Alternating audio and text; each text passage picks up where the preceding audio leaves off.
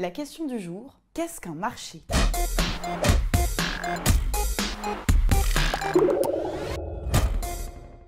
C'est un mot qu'on utilise dans le langage courant, donc vous en avez déjà une intuition. Il y a le marché au coin de votre rue, où vous achetez des patates et du poisson, des savates et du savon. Il y a le marché du travail, le marché de l'immobilier, le marché financier, la bourse. Bref, quel est le point commun entre tous ces marchés? C'est la rencontre entre une offre et une demande. Oui, et qu'est-ce qui permet à l'offre et à la demande de se rencontrer?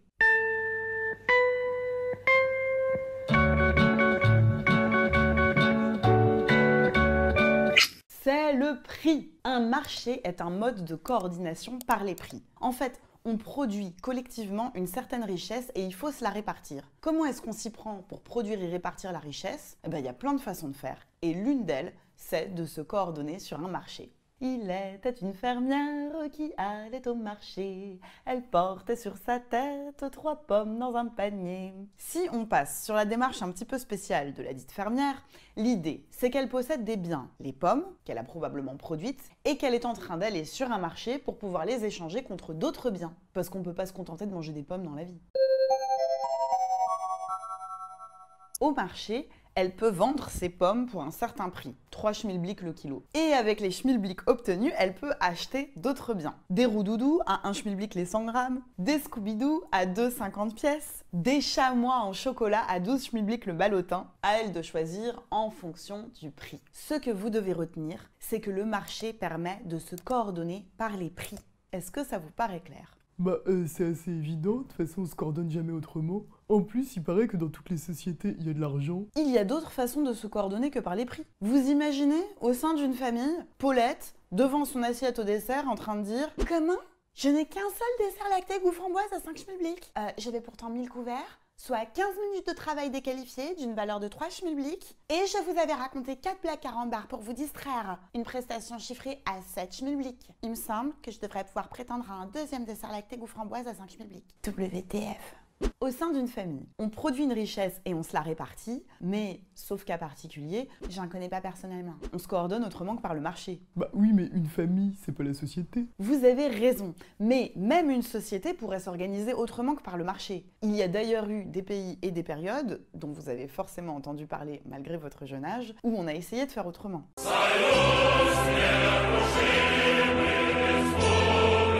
Cette année, grâce au grand plan quinquennal, nous produirons 30 pains au chocolat. 30 premiers de la queue auront pain au chocolat, les autres auront miettes de pain de siècle. Oui, je le reconnais, c'est légèrement caricatural, mais l'idée est là. Un dictateur bienveillant, ou même un collectif de personnes élues, pourrait choisir de ce qu'on produit et de la façon dont on se le répartit en fonction des besoins de chacun. Et à ce moment-là, on dirait qu'on se coordonne par un plan. Historiquement, ça n'a pas toujours été une expérience très concluante, mais l'idée n'est pas forcément idiote. Donc, on a expérimenté et on expérimente encore plein de modes de coordination qui ne sont pas le marché. Faire la queue, tirer au sort, collectiviser des ressources à petite échelle, avoir des esclaves ou des serfs, faire des dons. Ces différents modes de coordination, on peut les juger bons ou mauvais, mais aujourd'hui, on va s'intéresser au marché. Mais vous dites que la société doit se coordonner pour produire et répartir les richesses. Le plan, je comprends que c'est un système pour produire et répartir, mais le marché, avec le marché, on fait que échanger ce qui est déjà produit. Non! Sur un marché, on échange des tomates et des patates qui, oui, sont déjà produites, mais on peut tout à fait aussi échanger des facteurs de production. Il y a des entreprises qui demandent du travail contre un prix, qui est le salaire. Et il y a des individus qui sont prêts à échanger leur temps de travail contre un salaire. Et on peut aussi acheter ou vendre du capital. Bref, les prix sont censés fonctionner comme une indication de ce que la société souhaite. Si, subitement, tout le monde a de grosses envies de pommes, le prix de la pomme, il va augmenter. Mais vu le prix auquel je pourrais vendre des pommes, faut peut-être que j'arrête de donner des cours d'éco, moi. Oh, mais je vais me reconvertir en fermière et aller au marché en portant sur ma tête 3 pommes dans un panier.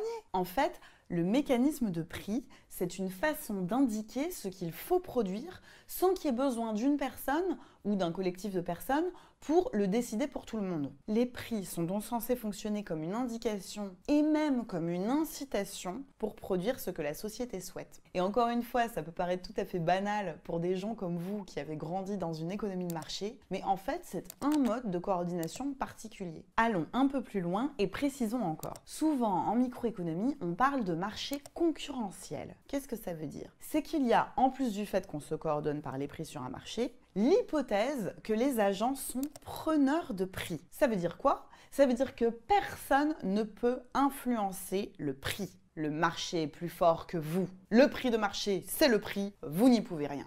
Ma grand-mère m'emmenait souvent au marché faire ses courses et elle passait son temps à dire aux commerçants « S'il vous plaît, faites-moi un prix pour mes beaux yeux ». Bien que parlant un français peu idiomatique, soit que certains aient jugé ses yeux beaux, soit qu'ils aient apprécié son accent, ma grand-mère obtenait souvent des prix. Car le marché auquel je l'accompagnais n'était pas tout à fait conforme au modèle et donc n'était pas parfaitement concurrentiel. Je vais revenir sur ce point dans un instant, mais d'abord attardons-nous sur cette notion de preneur de prix. Sur un marché concurrentiel, les individus sont très nombreux. Chacun pris individuellement est tout petit face au marché et ne pèse vraiment pas lourd dans le jeu. Chaque individu pris isolément compte pour 0. Si le prix de marché du kilo de pommes, c'est 3 schmilblick, vous ne trouverez jamais une fermière prête à vous le vendre moins cher, quelle que soit la couleur de vos beaux yeux. Car la fermière sait que si elle ne vous vend pas son kilo de pommes à vous, elle trouvera plein d'autres acheteurs qui sont prêts, eux, à payer ce prix de 3 schmilblick. En tant qu'acheteur, vous n'arriverez jamais à obtenir un prix spécial, car les offreurs préféreront toujours vendre leur camelote à des gens qui sont prêts à payer le prix de marché. Et vu le monde qui se presse sur ce marché, ils sont assurés de trouver. Prenons l'autre point de vue. Vous êtes la fermière qui est allée au marché. Vous aimeriez bien vendre votre kilo de pommes légèrement plus cher que 3 schmilblick. Mais vous ne trouverez jamais un acheteur prêt à vous le prendre au-dessus de 3 schmilblick. Car les acheteurs voient bien que toutes les autres fermières vendent leurs pommes 3 schmilblick le kilo. Donc ils préféreront aller ailleurs. Gino, est-ce que c'est clair pour vous ce que signifie cette expression ? Preneur de prix. Bah, vous dites que si le prix d'une fermière est plus cher que le prix du marché, les acheteurs iront ailleurs. Mais des fois, si c'est juste un tout petit peu plus cher, vous n'allez pas ailleurs parce que vous avez la flemme. Hein? Autant l'acheter tout de suite ici. Dans la réalité, vous avez raison. Mais comme j'ai commencé à l'expliquer, la réalité n'est pas le modèle. Le modèle, c'est une fiction. Et dans ce modèle, il y a un certain nombre d'hypothèses qui permettent de balayer ce que vous dites. Non seulement les individus sont très nombreux sur ce marché et donc tout petits face au marché, mais en plus, toutes les pommes sont homogènes. Impossible d'en trouver une plus belle ou plus mûre qu'une autre. Il y a libre entrée sur ce marché. C'est-à-dire que vous pouvez à tout moment devenir fermière et porter sur votre tête 3 pommes dans un panier sans aucun investissement et aucune formation préalable. L'information est parfaite, chacun sait à tout moment qui vend des pommes à quel prix et où ça, et il y a libre circulation des facteurs de production, le capital et les hommes vont partout librement à tout moment, ils se téléportent. Dans un tel monde, dans cette fiction, les agents sont preneurs de prix. Ils sont obligés d'acheter ou de vendre au prix de marché. Est-ce que ça va pour vous, Gino? Vous êtes allé un peu vite. Je le reconnais. Mais c'est que dans ce cours, en fait, on ne vous détaille pas la totalité des hypothèses de la concurrence pure et parfaite. La seule chose que vous devez retenir, c'est que l'ensemble de ces hypothèses a une conséquence. Les agents sont preneurs de prix. Mais si tout le monde est preneur de prix et que personne ne peut l'influencer, eh ben le prix il sort d'où?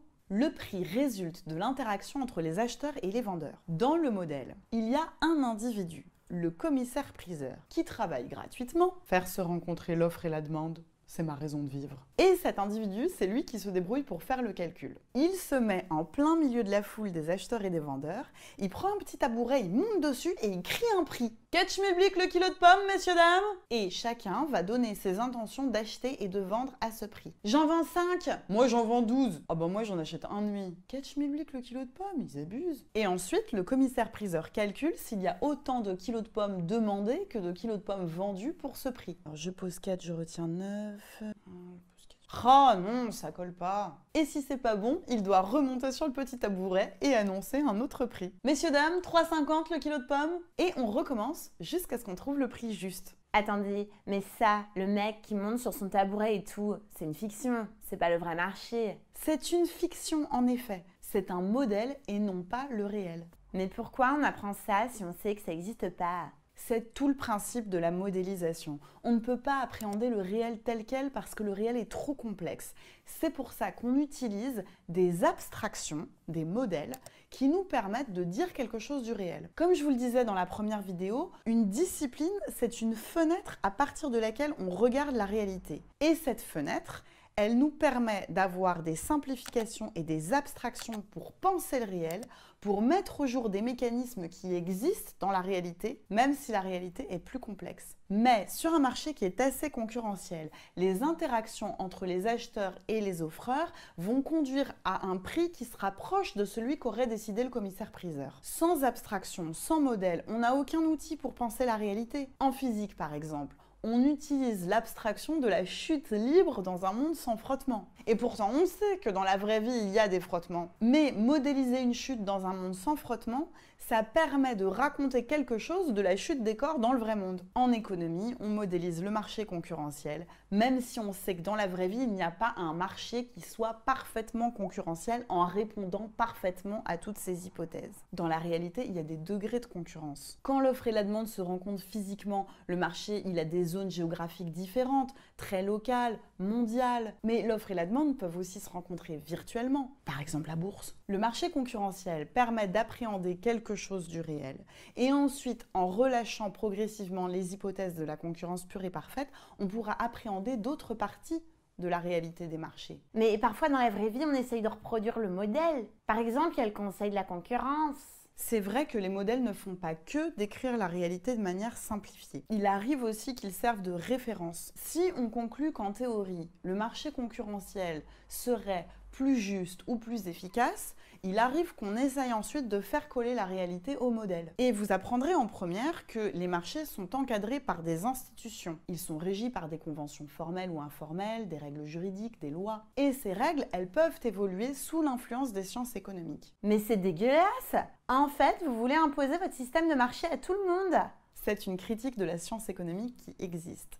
Il y en a qui disent que la science économique serait plus normative que positive. Positive, ça veut dire qu'elle décrit quelque chose qui se passe dans la réalité. Et normative, ça veut dire qu'elle fait des prescriptions pour changer le réel et le faire coller à la théorie. Dans ce cours, on vous enseigne quelques modèles de microéconomie qui permettent de mettre au jour des mécanismes qui sont vrais sous certaines hypothèses. C'est vrai qu'il faut être prudent quand on fait des prescriptions parce que on va raisonner à partir de quelque chose qui était vrai dans le cadre simplifié d'un modèle et donc on pourrait être amené à se tromper dans certains cas si la réalité est trop loin des hypothèses du modèle. Mais si vous refusez d'apprendre tout modèle, et il n'y a pas que le marché concurrentiel en modèle, il y a aussi les monopoles, les oligopoles, les externalités, les biens communs, l'information imparfaite. Si vous refusez tout modèle, vous vous privez d'un cadre qui serait intéressant pour réfléchir à des mécanismes économiques. Si vous acceptez d'apprendre des modèles, vous pouvez ensuite les critiquer, les complexifier. Dans tous les cas, vous resterez libre de vos opinions politiques. Et si vous, Cassandra, vous avez envie d'aller vous battre contre les économistes, vous avez intérêt à bien connaître leurs outils. Pour résumer, vous devez retenir qu'un marché est un lieu où les acteurs se coordonnent par les prix. Ce n'est qu'une façon possible de se coordonner. Dans le monde réel, il existe une grande diversité de marchés. Pour appréhender cette réalité, on construit un modèle, le marché concurrentiel, qui repose notamment sur l'hypothèse que les agents sont preneurs de prix, c'est-à-dire qu'ils ne peuvent pas influer sur le prix de marché. Ils peuvent acheter et vendre autant qu'ils veulent, à condition d'acheter et de vendre au prix de marché.